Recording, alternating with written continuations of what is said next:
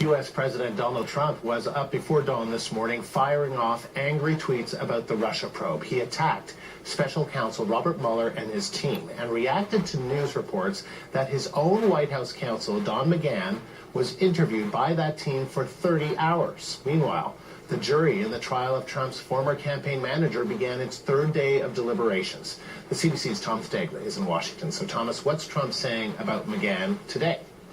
Well, Trump has put out, at least a half dozen tweets blasting special counsel Robert Mueller and his Russia investigation ever since the New York Times revealed that White House counsel Don McGahn had been interviewed extensively by Mueller's team. Check out the language used in this tweet here by Donald Trump today, trying to shape the narrative. Disgraced and discredited, Bob Mueller and his whole group of angry Democrat thugs spent over 30 hours with the White House counsel, that's his own spelling, by the way, only with my approval for purposes of transparency. Now, apparently, McGahn wanted to speak to investigators directly to clear his name and make sure he himself didn't get caught up in potential accusations of obstruction of justice within the White House. What's more, Trump's team of personal lawyers, led by Rudy Giuliani, were reportedly not kept up to date in regards to everything McGahn was telling investigators, but I should underscore, Trump's team is convinced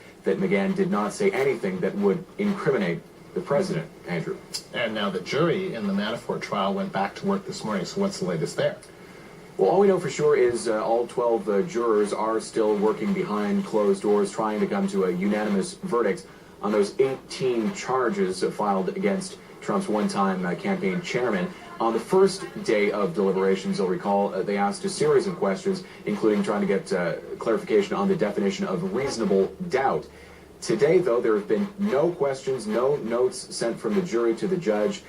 Take that to mean what you will. Paul Manafort's defense team seems to take that as encouraging news for them. The prosecutors, as usual in this case, simply are not commenting. Both the prosecutors and Manafort's defense team twice today met with the judge in private. There is no word on what they discussed, but the judge has said that he will reveal what was discussed after the jury returns a verdict. This is the first public test of charges stemming from Robert Mueller's Russia inquiry. I asked a former federal prosecutor here what's at stake for President Trump in this case, even though he's not directly linked to these charges. Listen.